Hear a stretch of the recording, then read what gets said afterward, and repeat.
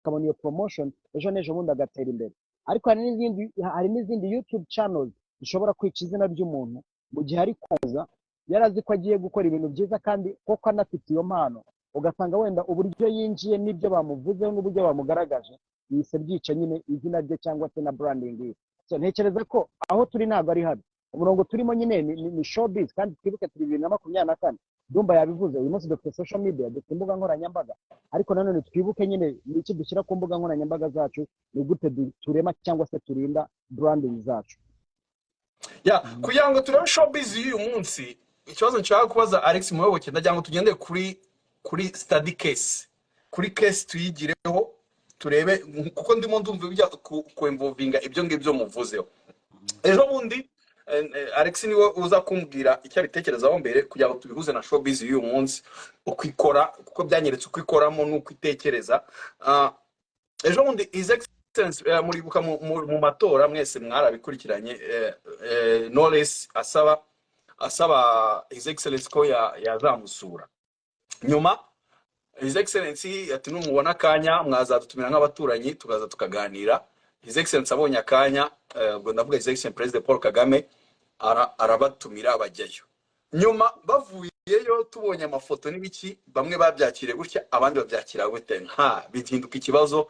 Bwiza abayinjiyemo, stories zagenda ziba story. Alex, iriya case wayibonye ute? Kuko ndagira ngo tugire nka case of study yo understandinga showbiz, imitekerereze y'aba showbiz bacu, imitekerereze y'itangazamakuru ryacu, imitekerereze y'ubuhanzi, imitekerereze, kuko biri mu bintu turimo kugenda tugana uko showbiz uyu munsi irafatwa nuko twifuza uko twayibona mu myaka itari imbere, bishingiye kuri His Excellency Paul Kagame. Ni kimwe mu bikorwa nibaza bigaragaza uko showbiz uyu munsi ihagaze. Alex, tugendere kuri iyo study tuyigireho.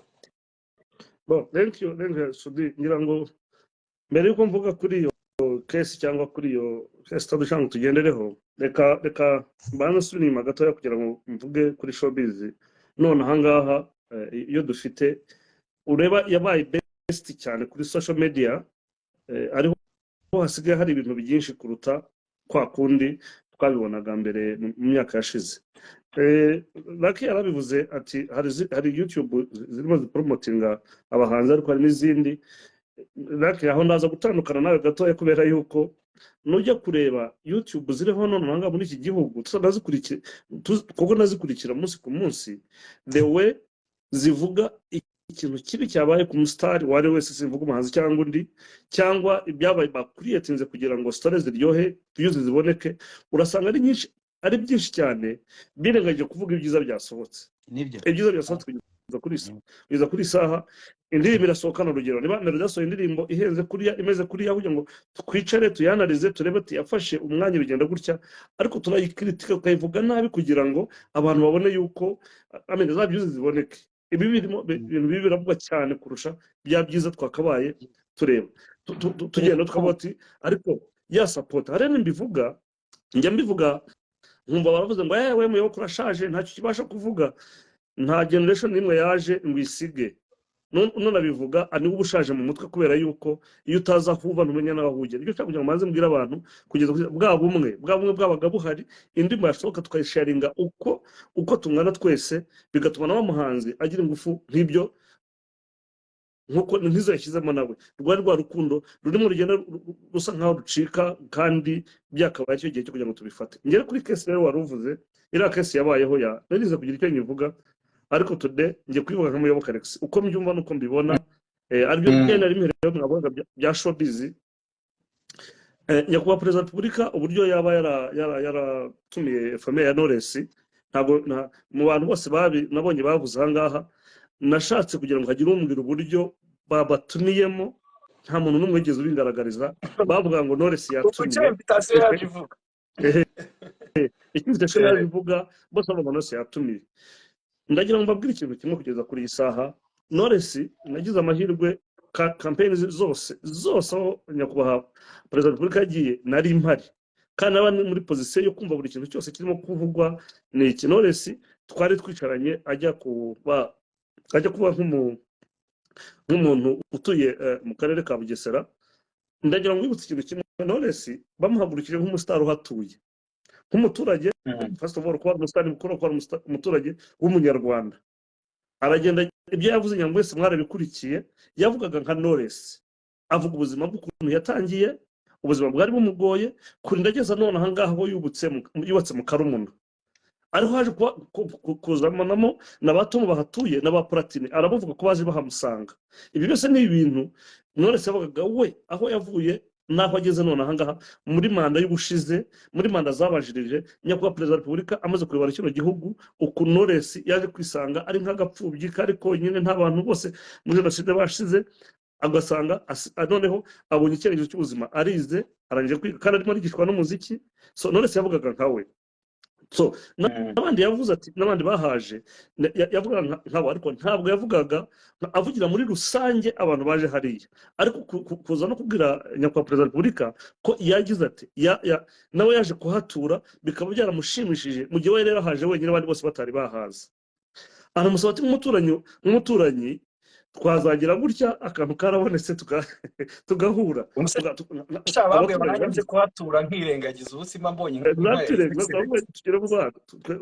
twaguze ibibanza ntitwazamura babura ngo tuhature dutumire none se rero yewe nabibonye gute nkanjye muri akarisi nk'urababwiye nabibonye nk'uko yari yavuze we nka Knowless nk'uko wamusangiza w'amagambo wayo dive yari yamuhamagaye nk'umuntu utuye mu Karumuna ndetse w'umusitari we wavuyira yose akaza gutura mu kandi karere kahubaka byose nibyagaragazaga rwa rugendo kwa nyakubahwa perezida wa repubulika za ngufu yaduhaye bya bitekerezo yaduhaye yagendeyeho akoresheje ubuhanzi bwe akiga akarangiza lisansi ya mbere akabona masters akiga masters byose abikuramo ibyo se kubivuga ntabwo yavuga ngo twarize avuga muri rusange abantu batuye mu Bugesera so kumutumira rero akajyana famille nge mbibona gute uko Knowless kumutumira mbona baramutumiye nka famille ye famille ya Knowless first of all ni Clement n'abana be n'abaramube na Kina Music family kuba ari nyuma ntabwo mbona ari kibazo nibwo no kuba ni kibazo ko atajyanye na Bwiza kuko Bwiza ntabwo ari wenyine utuye mu Bugesera murabaza abantu batuye mu Bugesera abahanzi batuye mu Bugesera murazi ukuntu bangana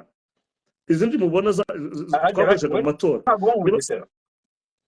inde yari sinigeze kuririmba kera twari hamwe so kandi abantu bagiye ntabwo barabahanze gusa ntabwo barabanze gusa rero abantu bariyo ntabwo byari bikwiye kuvuga ngo kuki Bwiza atagiye kandi bitesha n'abatumiye yagaragara ko ari famille ya Knowless Bwiza mufata nk'umuhanzi ndetse nanamushimire cyane ni umwe mu bantu ahantu hose his excellence yagiye nigeze kuvuga nagiyeyo nsanga Bwiza ahantu hose yaraharirimbye hose ntataririmbye bivuze yuko n'abandi bahanzi batandukanye bose n'abagiye mu badepite n'abandi Bwiza ari muri abo bantu igihe nikigera nkuko amatora yarangiraga tugahura nawe nkuko uyu munsi banagiyeyo batumiwe nabo ni ibisanzwe ariko ntibigaragara kuvuga ngo Knowless kuki atajyanye Bwiza aho nagize ikibazo navuga nti Bwiza umunsi ajya guhura na his excellence bari muri Trace Award Trace Award ntabwo ko atajyanye Knowless n'abandi urumva hari ubutumire baguhaye ubutumire baguhaye ntituzi uko babuvuga keretse wowe babuhaye Knowless avuye akabitubwira ariko simbibona mu kibazo ahubwo ikibazo ngewe naje kugira kuri jewe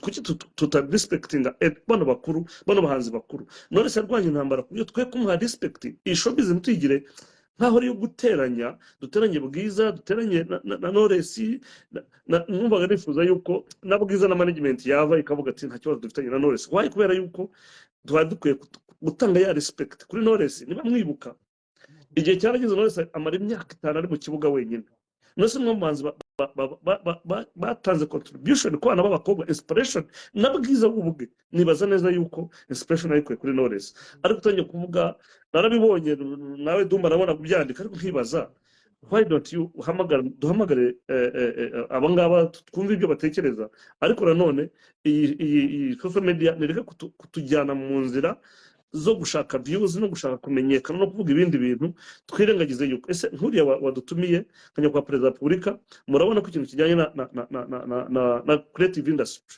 his excellence yagishyizeho naho ukuboko kuvuga nayo kugira ngo ize ndabaha ingero zifatika mbona niba mwibuka neza mu mezi atagera no kuri atanu ashize twakiraho minisiteri ya ati ntabwo byabaga mu mateka y'igihugu nta minisiteri y'ubuhanzi yigeze ibaho ngira ngo murabizi mwese abagiye bakurikira uko leta zagiye zisimburanwa ntabwo twayigiraga ashyizeho minisitiri utuba hafi tuba turi hamwe nawe muramubona muri za gereza komite n'ahandi aba ahari none se nibumva no kuvuga ngo tugatumiye ntibatumiye bizasa gute ibyo rero kuri jewe ku giti cyanjye numvaga ariko tutari twari gukritika ubutumire bahaye Knowless kugenda mbona yaragiye nk'umuturage uturanye n'umukuru w'igihugu ariko umukuru w'igihugu twibuke neza ko nawe ari umwenegihugu ari umuturage nawe utuye mu gihugu uhari ufite n'abo baturanye rero ntabwo nzaza gusura Dumba kubera ko duturanye hanyuma mumbwire ngo kuki utagiye ujyanye n'inshuti yawe bayingana cyangwa undi muhanzi runaka managinga oya ahubwo tubirebe mu buryo bwo showbiz yacu irimo no gukura showbiz yacu kugeza kuri isaha umuhanzi asigaye ajya gusura nyakubahwa perezida wa repubulika nyakubahwa perezida wa repubulika arafata mikoro akavuga ati nk'uko umuhanzi Knowless yabivuze ibyo ni ibintu twari dukwiye kureba tukavuga tuti wawu none ya showbiz yacu igihe kirageze kugira ngo tunamenye yuko n'umukuru w'igihugu adutekerezaho ahari atwumva n'ibyo dukora abizi numva aricyo navuga Lucky yewe aricyo nakongeraho ubona Bwiza atakwiye kuba hari njye ntabwo mbifata nka Bwiza kubera ko njyewe nagize amahirwe wenda yo gukora muri event za government sibyo nta munsi n'umwe tuvuge ngo perezida yatumiye njyewe cyangwa yatumiye Dumba cyangwa yatumiye Alisudi cyangwa Alex niba yagutumiye nta muntu n'umwe ushobora kugukura kuri list kubera ko haba hari impamvu bagutumiye so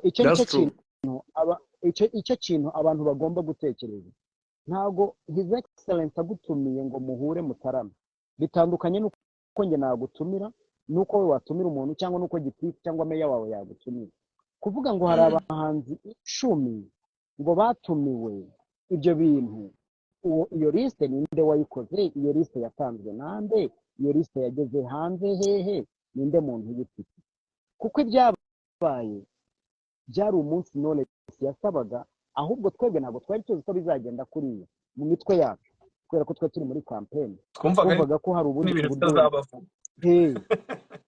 ku cyumweru mbere ko tujya mu matora abantu tubona batumiwe bagabiwe sibyo uko Alex yaramaze kubivuga niba Knowless bamutumiye nk'uwabisabye aragenda ataramana n'umukuru w'igihugu aranamugabira nk'uko yavuze ko azamugabira kuko wakantu kaje mbere yuko Knowless akabona kuko bo barakuze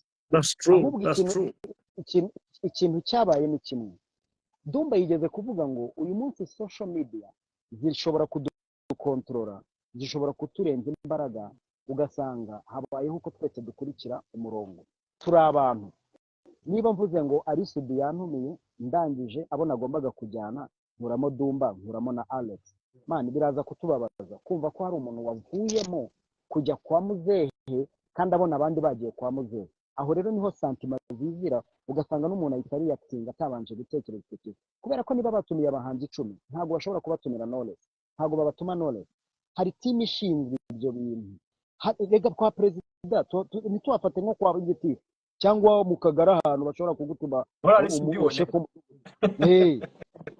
hari abantu bagomba kukurya bakakubwira na amasaha ya tuzahurira aha tuzajya ngaha arabashaka niba rero yaratumiye tuvuge ko batumiye abahanzi ntabwo bakabatumye Knowless bakabatumiye meya ushinzwe aho hantu niwe wakabajyana akabageza ibukuru ahubwo ikibazo cyavuye herero ikibazo cyavuye ku wanditse inkuru yanditse ko perezida yahuye n'abahanzi batuye mu Karumuna niba avuze ngo n'abahanzi batuye i Bugesera ukaburamo umuhanzi Bwiza abandi bavuga Kina Music nawe bwawe rega nawe uri umuntu utuvuga ati kubera iki aribo batumiye twibagirwa ko tutazi uburyo Knowless bamutumiye wenda bamutumiye nka famille Knowless arangije ajyana Tricia na Tom Close kubera ko niba uzi Clement ntabwo ushobora kujya muri cyane y'undi harimo ni pare undi yafashe pare we barazana n'umuryango we barajyana kandi Clement ntabwo yajya ahantu cyangwa Knowless ajya ahantu hatari Neringabo hatari Platini ibyo ni ibintu byumva ninde ukora video za Kina Music ni Medisari yarabatwaye. Ahubwo ikintu cyabayeho ni kimwe, fake account yaraje irema inkuru, imaze kurema inkuru abantu bagira ngo ni Bwiza wabishyize hanze. iyo fake account ni iyihe? Ya Bwiza kuri Twitter. Imwe ngo ya Bwiza kuri Twitter ivuga ngo ntago nababaye ngo sinatumiwe. Urumva, noneho kubera n'ayo mafoto turi kureba rega turi abantu bahita bariyakitinga vuba, bakahita bibaza impamvu atagiye, kandi wa mugani tubona abahanzi batuye inyuma y'ikiraro kubera iki umwana watagiye. Urumva, ya fake account itangiye kuturusha imbaraga. Social media murabizi kuko Alex yabivuze. Isekeje ni uburyo fake account irusha ubwenge abantu bazima batekereza, abanyamakuru bazima bake. Reka twabona n'abadumba niho bazi, n'abadumba niho baziye. Uze no kureba kuri post ya Duma ntabwo avuga ngo ibyo mwavuze nibyo, aravuga ngo niba koko byarabaye byaba ari ikintu kibi gikomeye gukura umuntu muri bisi agombaga kujya kwa muzehe. Ariko icyo kintu mwana biragoye. Reka nkubwire, nagize amahirwe, Imana ikomeze inayame wenda yo gukora kuri izi event, ariko izi event zirimo umukuru w'igihugu bro, reka nkubwire ukuri, ntabwo ari ibintu bukira, ntabwo ari ibintu bihubukirwa. Naguciye mu buryo uvuga mbere yuko tujya Nyarugenge Rugarama, ujya kuwe Musina we na Sandrine, ntitwari hamwe ijoro ryose. Yego, yewe ibintu babiteguye ari Sudi, ngira ngo rakarabizi ko twari turi hamwe, abayobozi baza, nari mpari ko nari nshinzwe, ngira ngo ibyo nashinzwe rake. Ntabwo ari ibintu byo kuvuga ngo ni ibintu bakubukira, ni ibintu byateguwe bakavuga okay, niba ari mukuru w'iwe bisabye ntabwo tuba tubizi, ariko tureke noneho kwinjirana no kwinjira mu yindi shije, kubera ko wakuriyetinze fake account abantu mukayiha nkaho muyihaye ingufu. Ntabwo Bwiza yavuga ibintu nka biriya. Ahubwo ikintu nakunze nunganiye Alex ni ukuntu management ya Bwiza yahise kibitangaza hanze, irababwira ati ibyo mwabonye ntabwo ari kuri, ni fake account, ntahihuriye na Bwiza. Reka twumve Dumba kugira ngo turebe icyo ibingibi bitwigisha kuri showbiz ubu ngubu tugira ibyo dusaba mu myaka 5 iri imbere. Dumba, iyi case nabonye post yawe ubivugaho nk'uko Alex yavuze ati nimba, ariko iyo umuntu ashyizemo nimba, attention, nuko abafite 50 yes na 50 no.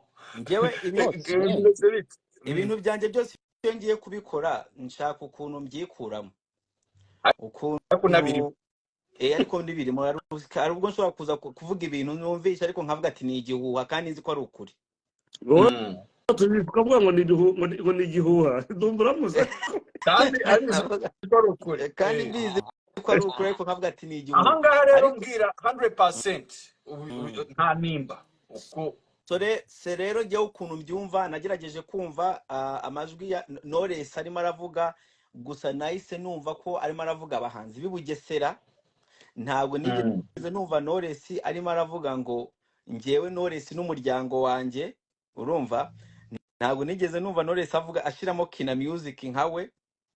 Kandi ikindi kintu njyewe mfata, njyewe I always tell people when I mean the promotion, when I mean the love for my country, iyo ndimo ndabikora mbikora mbikuye ku mutima kandi nicyo bivuze. Njyewe urwo rukundo ndarufite, niyo mpamvu nziruka nk'ubu ngubu ndimo ndapromoting indirimbo ya Bruce Melody. Ntabwo tucyumvikana, je na Bruce Melody twarashwanye. Bruce Melody yashwanye na Dekati. Wowe njye na Bruce Melody twarashwanye. Kandi uri gupromote indirimbo niyo ni promotion ikomeye tubwire abantu. Bruce Melody na Dumba bapfuye iki? Ibyo ni ndashakaga kugira ngo simbivuge cyane, simvugire hejuru. Tanga amakuru. Showbiz bro, ni showbiz uyu munsi nibyo turimo. Aya ni amakesi study mbambonye. Komereza mugane wa Alex, komereza. Urumva njye na Bruce Melody twarashwanye, ariko kubera mba nzi ko igikorwa arimo arakora ni igikorwa cyiza gufasha igihugu cyacu. So I'm supposed to be spearheading icyo gikorwa, however much ntumvikana nawe.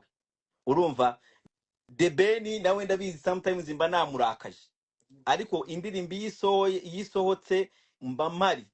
and then nkabona ko I'm confusing his feelings, hano ameze nkaho anshimira, hano yarandakariye. The Ben doesn't follow me.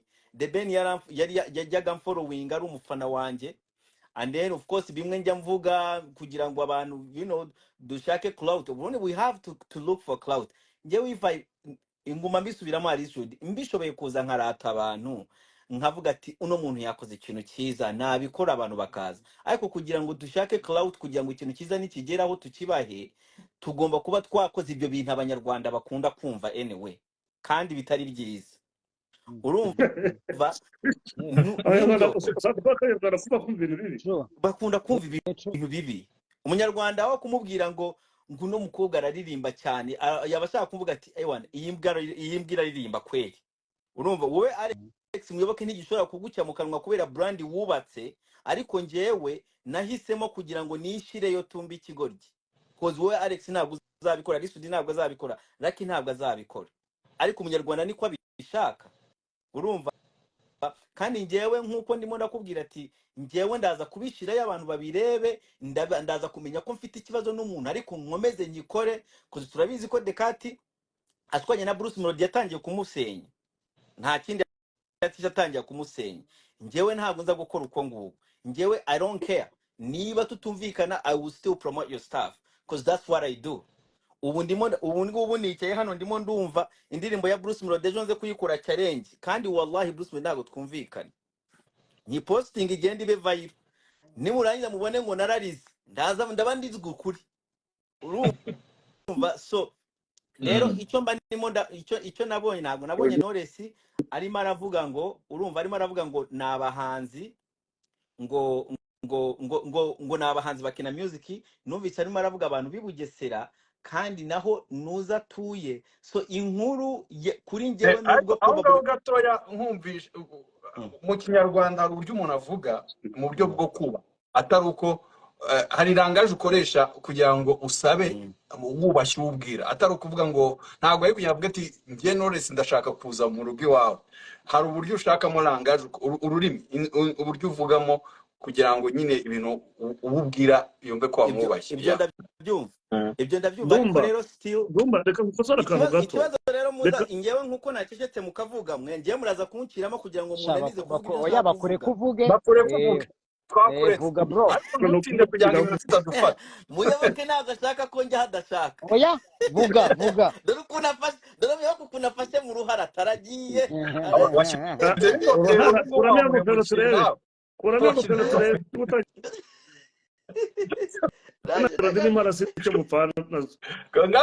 komeza iminota dutwara.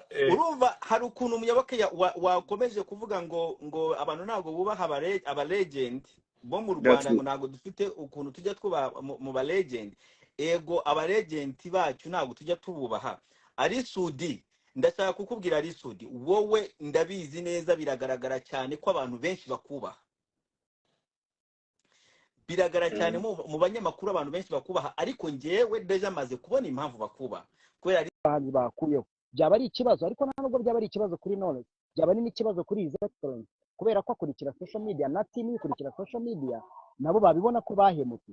Ariko njyewe sinekereza ko umuntu ashobora kuvuga ngo bari abahanzi uyu n'uyu ubazane warangiza ukabakuramo, wenda ukaza kuvuga ngo ntibabonetse cyangwa ntago babavugishije. Biragoye. Ikintu njye cyambabaje wenda nsoza, yahaye agaciro n'imbaraga zo kubona abahanzi umwe babiri bari mu rugo rw'umukuru w'igihugu bagabiwe, kubera ko ejo n'ejo bundi ntawuzi ikizakurikira. Wenda ashobora no gukorana cyangwa se no gusangira cyangwa no kwicarana mu rugo n'abahanzi bose bakoze muri campaign bamushyigikiye. Yanashimiye ku mugoroba w'intsinzi ubwo batangazaga amajwi nyine abanza, yarabashimira avuga ati byaranshimishije kujyana n'abahanzi banjye, byaranshimishije kujyana n'abahanzi bakiri bato, byaranshimishije abantu bose mugana barimo barabashimira. Nibaza ko bagiye guhura na His Excellence abahanzi benshi n'abantu bo showbiz.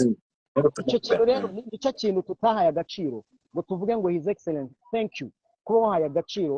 Rega ntabwo yahaye agaciro Knowless, yahaye agaciro umuziki nyarwanda, kuko Knowless ntabwo ari umwarimu, ntabwo ari umuganga, ni umuhanzi.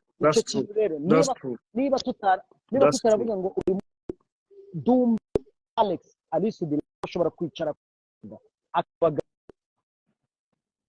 twari dukwiye kwicara tukavuga ngo thank you sir, warakoze kumva ko internet uyu muhanzi wamwemereye kuza ukamugabira ukanamugabira wabishyize mu bikorwa. Ejo n'ejo bundi turifuza no kubona abandi bahanzi gusura bakagira why not ko batagira na yeah na silent Lucky.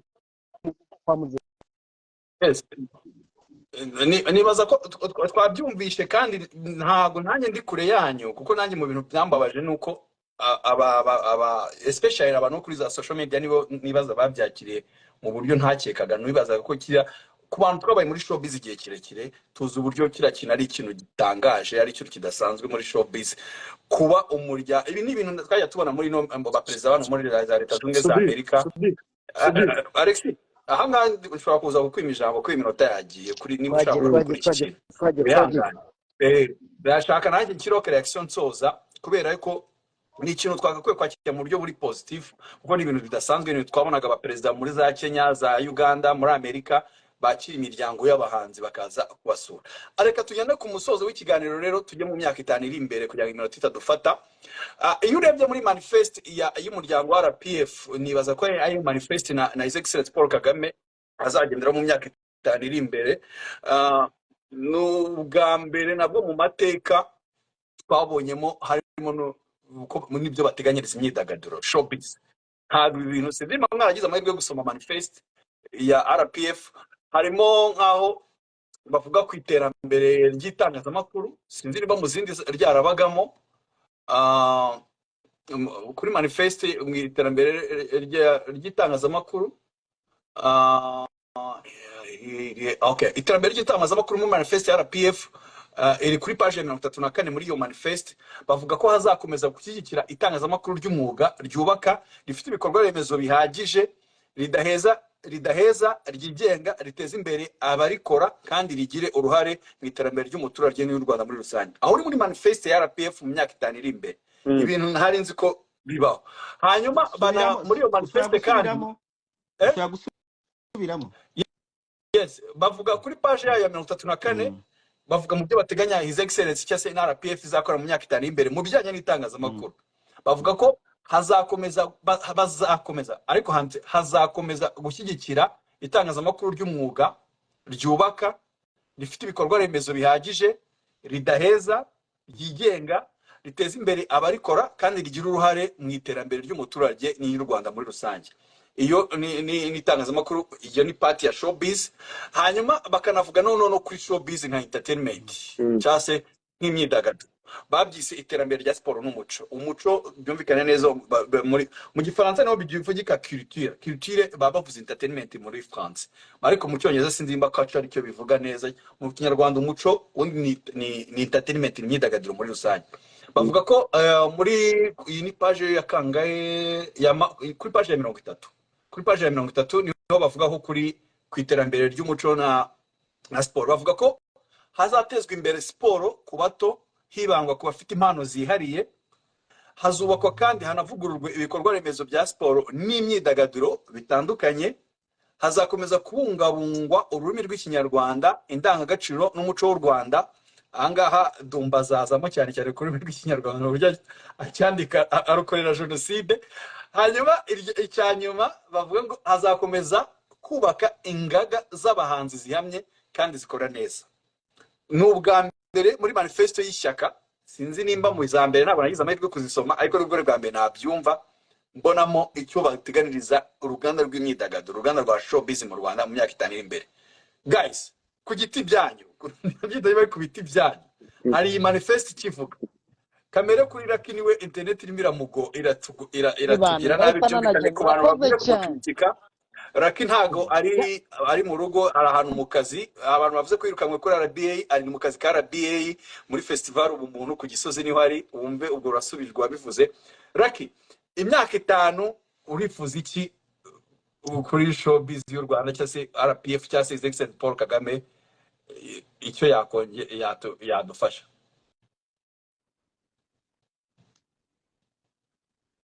Ibyo navugaga internet ya Lucky irimo iratuvangira. Lucky, imyaka 5 urifuza iki? Bakuzana internet mu myaka iri imbere. Barimo baramusobanurira ibyo navuze ko ya internet ye yaramusigaje inyuma n'amateka. Eh, eh, asubiye igendere iby'ingenzi wabikoze n'ubundi tugiye gusoza ikiganiro ariko usiga message ibyo bintu washaka kuvuga byandike muri message ndaza kubisoma ndabisoma sibyo nimba uri muranyumva nibaza ko arimo aranyumva reka tumubwire yes Lucky nukuri ntako atagize yarari mu kazi ara ku gisozi mu kazi ka RBA igitangazamakuru akorera ariko yagerageje kubana natwe yaduhaye ibitekerezo yagize gute ariko ibi yashaka kutubwira yifuza ko mu myaka 5 iri imbere His Excellency Paul Kagame agomba gukorera showbiz cyane ishyaka rya RPF riri ku butegetsi mu Rwanda. Please byandika muri comment bro ndabisoma ndabigusomera tubivuge. Hanyuma Alexis ino myaka 5 wumvishe manifesto ya RPF ku myidagaduro muri rusange wowe urasaba iki? Ndumva turiye umva so rero hari Umva ujye wihangara yute muravuga. ndaza reka mvuge kuri gatoya kuri industry creative industry muri rusange n'ubwa mbere ngira ngo muri manifesto ya RPF y'imyaka manda y'umukuru w'igihugu cyangwa RPF igiyeho bavuze kuri entertainment bavuze kuri art kuri gihe rero reka nisabire nkunda gusaba maze kubona yuko industry yatekerejweho bahereye hahandi hejuru kugira ngo bitugereho natwe bashyiraho ministeri cyangwa ubuyobozi ngo ngiye mbivuga birebana na creative industry hari ministry ngira ngo wabishinzwe bashyizeho yaba ari honorable utuma twishima ndetse na state minister Sandrine n'abantu nakwisabira yuko bashyira ingufu cyane cyane muri creative industry mu bindi bihugu yaba Nigeria aba South Africa bari he duturanye no mu Buganda ngira murabona ukuntu na music yabo cyangwa na Tanzania music yabo imaze kugira ingufu yaba ari mu rwego rwa politique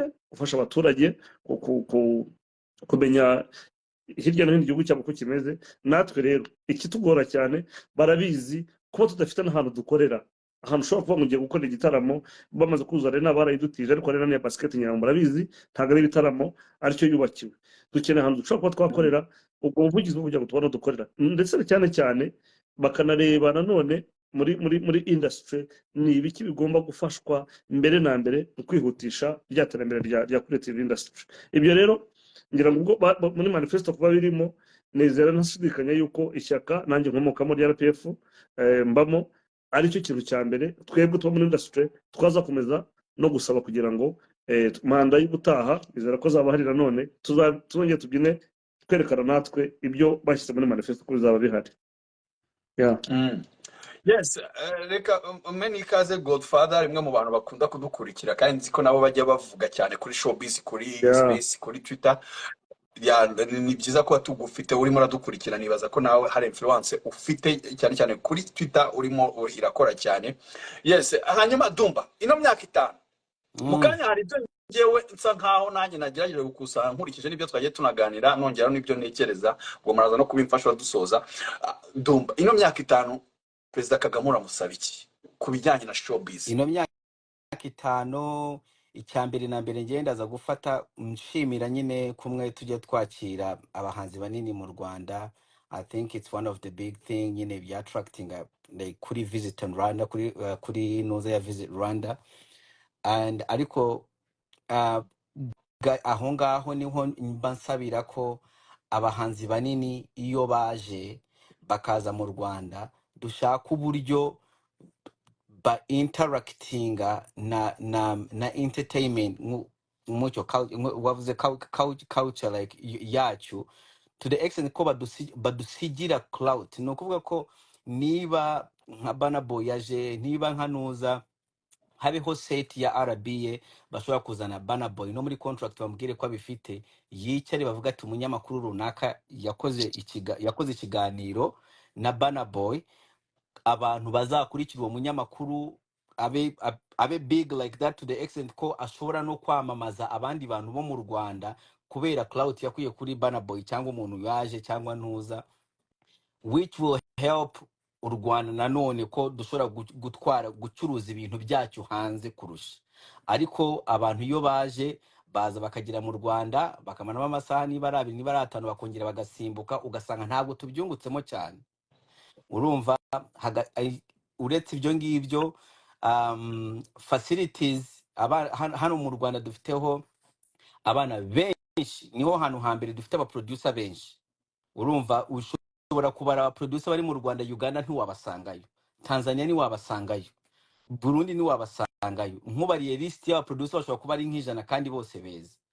Nibura tukagira nka facilities ishobora kuba irimo izo studio ku buryo aba producer bakora ibintu byinshi. Muri ibyo bintu byinshi twabona ibyo dushobora gusohora hanze, kozi n'ubundi twebwe abanyarwanda we look so much ku byo dushobora kugurisha hanze than ibyo dushobora kwigurishirizamo muri twebwe. Kubera tugurishije hanze nibwo dushobora kubona ibi like amafaranga the foreign exchange ishobora kuza, kandi nibyo terambere ryacu. Kubera we know that we don't have much, we have twebwe nk'abantu abaturage that can give twebwe nanone. Mm. Yeah, Yeah. ni So ngibyo. hari utuntu nasa nk'ukusanya dukeya nanone two gusaba ibintu byinshi kugira ngo tutamugora, kandi imyaka 5 ntabwo ari myinshi, afite n'izindi nshingano n'ibintu agomba gukora. Ubwo muranyuzuza cyangwa se murakuramo nkurikije ibyo twaganiriye n'ibyo natekerejeho. Ikintu cya mbere nabonyemo na Alex nawe yagarutseho ni ikintu cyitwa infrastructures, cyangwa se ibikorwa remezo byagenewe imyidagaduro. Nibaza mu ikintu cya mbere tugomba gusaba His Excellence muri myaka 5 igiye kuza, dukeneye sale y'imyidagaduro. Ni ukuvuga abantu bumve neza icyo bita sale y'imyidagaduro icyari. Sale y'imyidagaduro facility nibyo navugaga kabisa, nawe wabigarutseho. Byumvikane ko itandukanye na BK Arena. BK Arena ni arena ya basket, yagenewe umukino wa basket. Ni ukuvuga ukuntu yubatse mu buryo basket yoroherezwa, ntago yubatse mu buryo byorohereza umuziki, byorohereza amateatre, byorohereza ibintu bijyanye no kwidagadura. Ku bantu bumva neza sale y'imyidagaduro, abantu bashoboye kugera i Butare, ngira ngo abantu bagize i Butare muzi yo bita auditorium mu Butare, cyangwa abantu bigeze kugera muri centre culturel franco-rwandais, muzi kuri la centre culturel franco-rwandais ukuntu yari yubatse. Iriya niyo bita sale y'imyidagaduro. Umujyi nka Kigali rero uri ku rwego mpuzamahanga ukeneye sale y'imyidagaduro irenze za auditorium z'i Butare, kandi sina ngombwa bijyamo n'abantu benshi bakabisha, kuko nanone dukeneye amasale menshi atandukanye. Dukeneye ishobora kujyamo abantu benshi bitewe na level y'abahanzi baje mu Rwanda, cyangwa se nabo mu Rwanda level bagezeho, ariko tunakeneye n'ijyamo n'izindi ntoya z'imyidagaduro ijyamo abahanzi batuma abahanzi bakomeye bavuka, kuko ntago abahanzi bose bavukiye gukorera muri Bercy, gukorera muri zino za Madison Square. Ugomba kugira aho uhera. Amakademi rero tuba dukeneye amasara ajyamo abantu 1000, 2000, 1500 kugira ngo uzagere ku masara ajyamo 5000, 10,000, nuko umuhanzi aba yarabanze guhera ku masara y'1000, y'ibihumbi 2000. Ayo yose arakenewe kugira ngo umuziki utere imbere. Ubwo muraza kumfasha. Icya kabiri gikomeye dukeneye ni platforms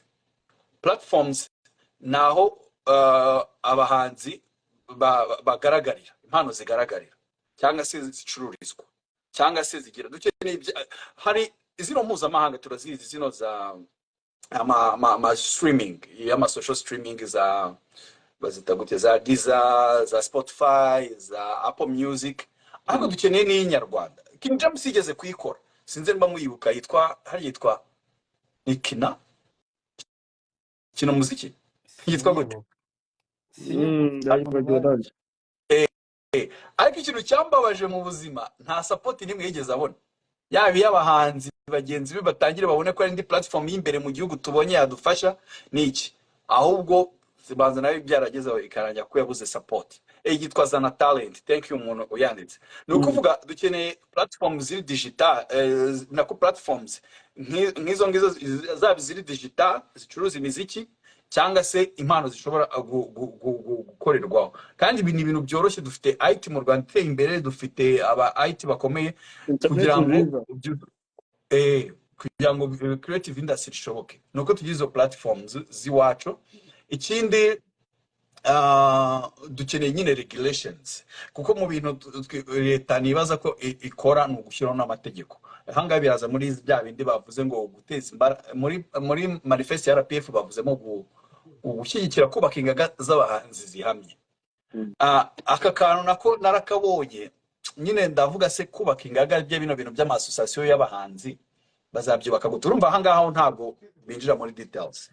nibaza ko kugira ngo bubake ingaga z'abahanzi ahubwo bakwiye kudufasha kubaka labels, ni ukuvuga amazu amanaginga abahanzi. Noneho ahubwo ayo mazu amanaginga abahanzi nibaza ko ariyo aza muri aya masosiyasiyo, kuko kugira ngo uzafate Tom Close muri asosiyasiyo umwicazanye na Gisupusupu, umwicazanye na Dorimbogo, na Dorimbogo ni umuhanzi se ajya asohora indirimbo ngo bahurize ku bitekerezo, nibaza ko ibyo bintu bidashoboka.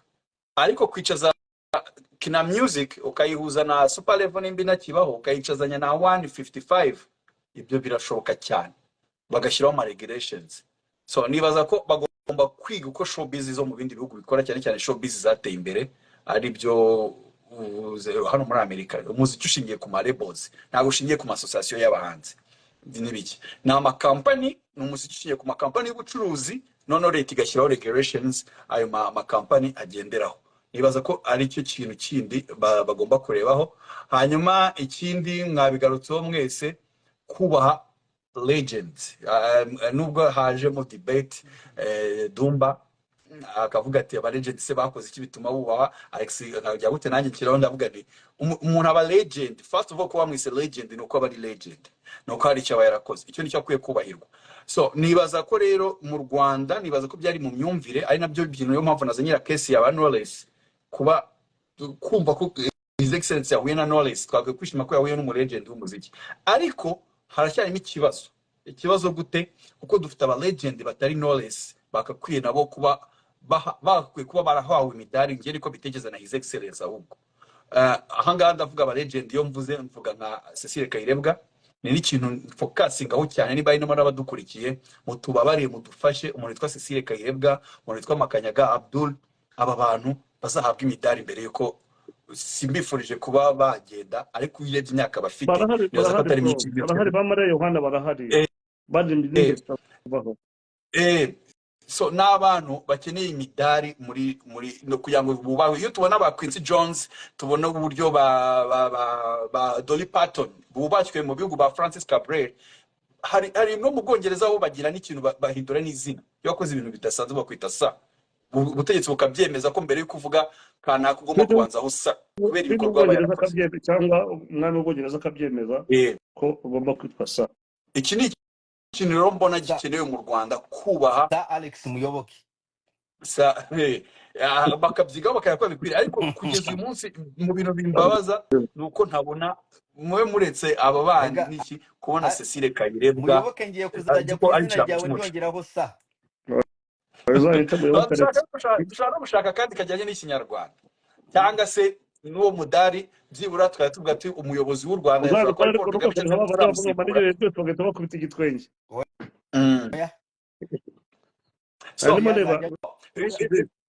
Reka nihute kugira ngo mume icyo mubite.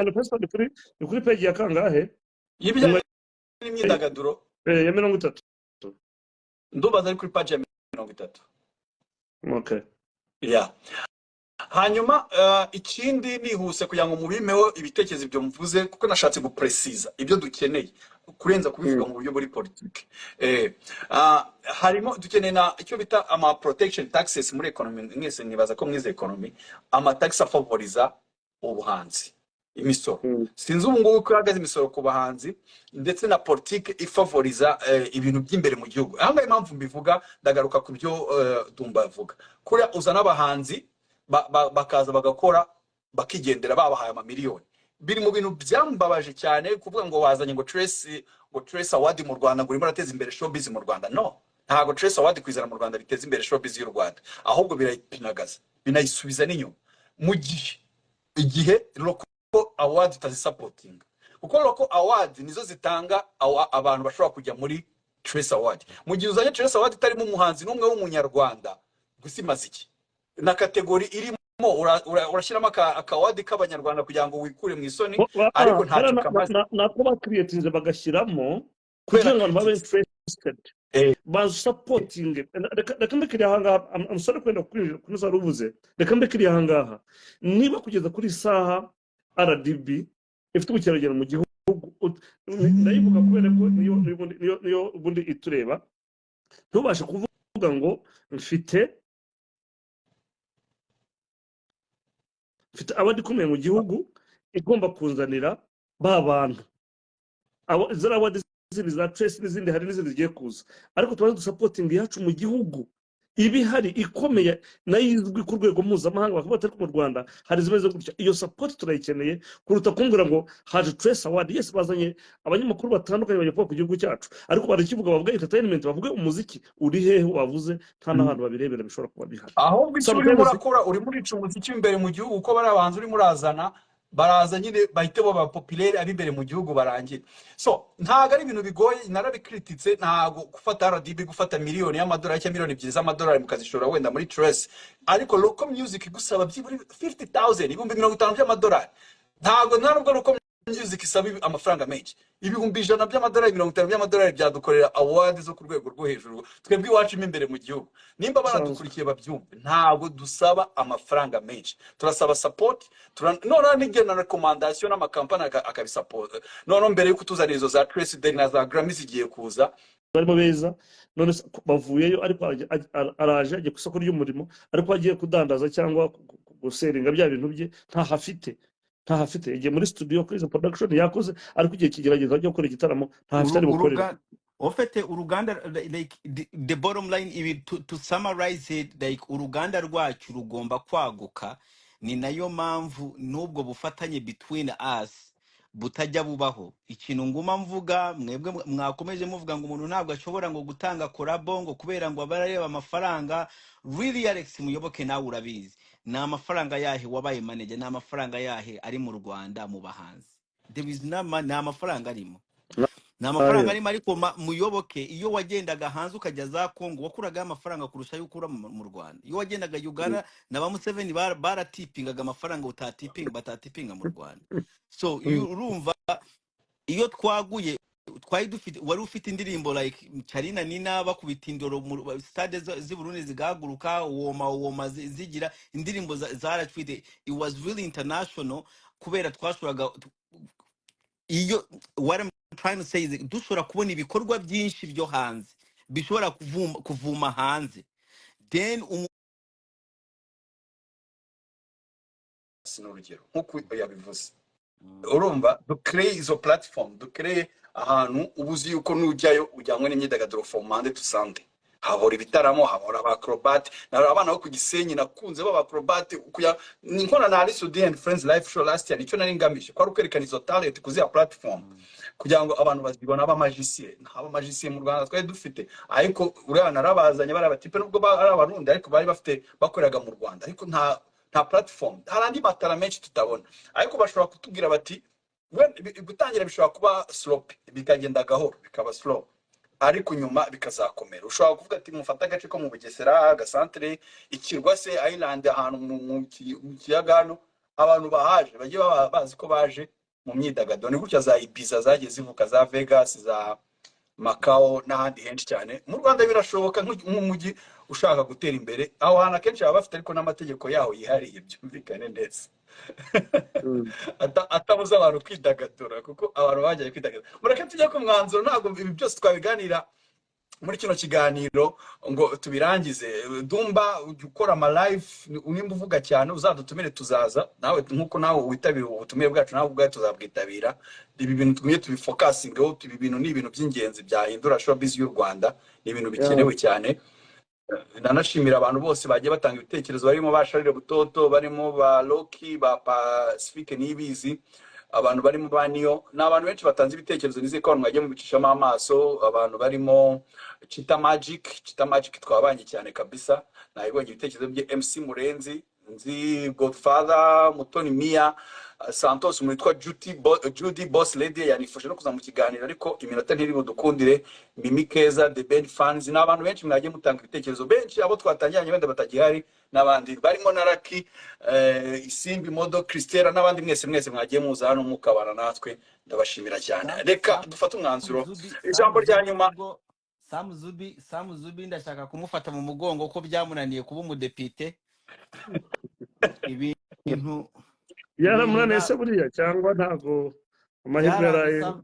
Sam Zubi ngira ngo sinzi ibintu yakoze ariko byaranze. Sam Zubi ikindi gihe uzaba umudepite mama. ikintu narumva neza n'ijwi rimwe nabonye mu binyamakuru kuko yararigize saa mugomba kuzaza kubisobanurira. ntabwo nemera ko yabonye ijwi rimwe ahubwo Samu kubona turacyari komisiyo kumwe n'umushimire yatangiye ikiganiro baracyari. Samu Samu ugomba kuzakuza yajyaye ko n'ubundi yari ashyigikiye urubyiruko agomba kuba hano kugira ngo amenye n'ibyo azakora kabisa. Oh, nabo hari abantu benshi cyane tukiri kumwe ba Kazungu ka Bossy, Rio Emi uririmba cyangwa uko mbyumva. Ariko guys, thank you so much abari bari hano. Iyo tubonye chance yo kuvuga ku bintu bizima nyene turabivuga, nta kundi biba bikenewe. Kandi urakoze cyane nawe ari Sode. Thank you so much. Alex, mbere yo kuvuga gatoreka ari ibitekerezo ntari nabonye ariko nibaza ko bikwiye gusomwa. Harimo Sande Juste, ngira ngo muramuzi mwese, nawe ni umunyamakuru. Ati iki kiganiro ni cyiza cyane brother, ahubwo we nawe ni umumanager. ni n'umumanager. Ati iki kiganiro ni cyiza cyane. Yaravuze ati iki kiganiro ni cyiza cyane brother, ahubwo nge ndumva ibyo muri kuvuga byaba nka proposal yanditse gashyikirizwa urugaga rw'abahanzi bakabyegeranya bigashyikirizwa ministre ubishinzwe. Respect. Iki gitekerezo ndibaza ari cyiza cyane. Ibi bintu wamuganira twari uburyo tubyandika tukaba twabibashyikiriza bakadushyikiriza RPF bikareba ko byagera kuri perezida. Hanyuma Kevin Cast, abahanzi baba hanze y'igihugu barifuza kuba mu marebo kugira ngo babone platform kuri music yabo. Ibi nibyo twavuze, nizibaho rebo n'abanzi bakora umuziki hanze bizoroha.